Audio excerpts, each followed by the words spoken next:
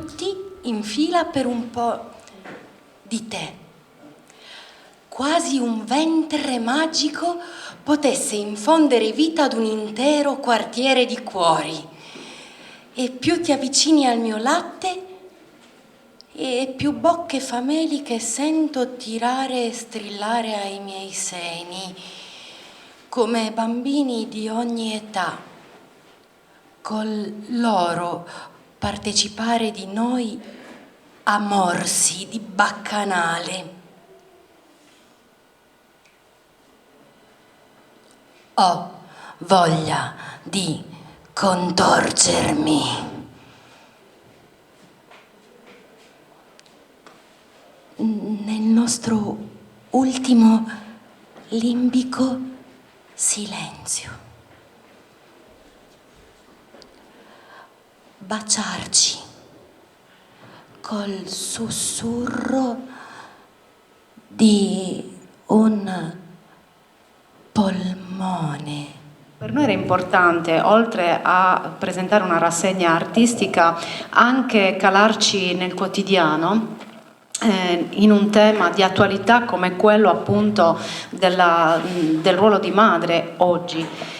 E tu l'hai fatto in maniera diversa dal solito, cioè forse mettendo in luce più le difficoltà che gli stereotipi, appunto. Nel periodo in cui ero incinta cercavo delle immagini che raccontassero che la maternità era anche altro, l'essere madre era anche altro da quell'immagine di donna, come dire, esclusivamente devota a quello che le stava succedendo. Okay.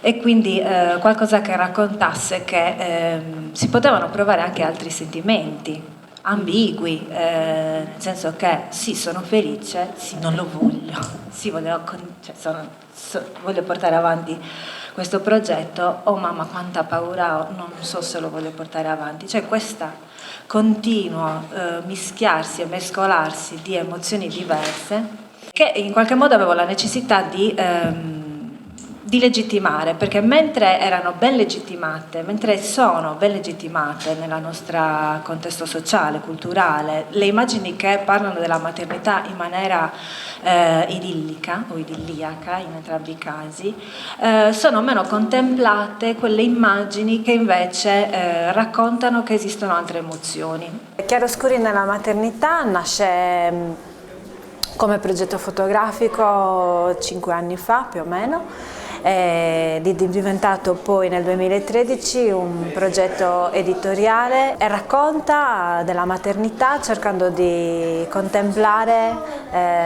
di mostrare in qualche modo che nell'acquisizione del ruolo materno ci sono tante emozioni, non solo quelle che in maniera un po' stereotipata ci vengono trasmesse attraverso la pubblicità, attraverso i luoghi comuni, ma esistono anche altre emozioni che sono meno raccontate, che tra virgolette sono meno gradevoli se vogliamo, ma che fanno comunque parte di quello che una donna può provare nel momento in cui acquisisce il ruolo materno.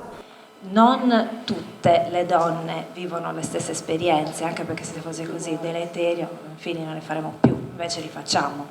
Però ci sono delle donne che vivono delle esperienze, in alcuni casi le vivono in armonia, in altri casi hanno delle difficoltà e l'obiettivo di questi lavori è raccontare che ci sono quelle difficoltà e nel momento in cui una donna le vive, perché non possono essere accolte socialmente e legittimate. All'inizio è stato molto drammatico, perché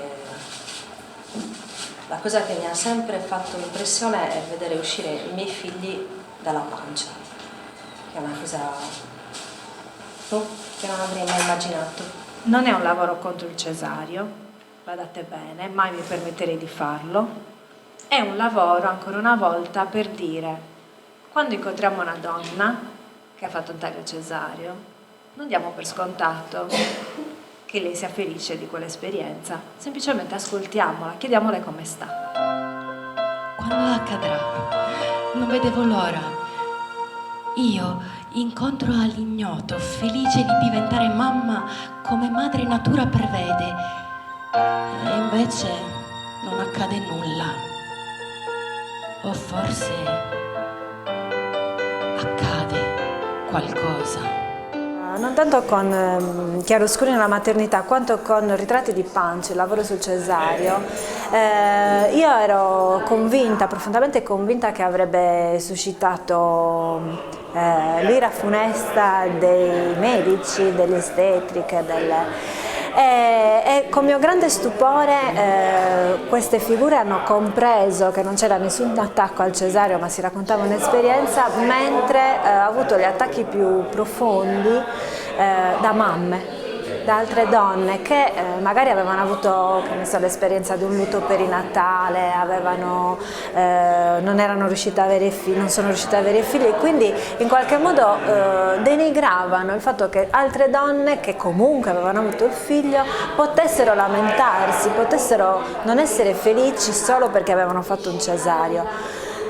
Questo mi ha lasciato molto perplessa, nel senso che io credo che sia necessario, in quanto esistono delle emozioni nell'esperienza di una persona, legittimarle. È solo in questo modo che queste emozioni si possono sciogliere. I feel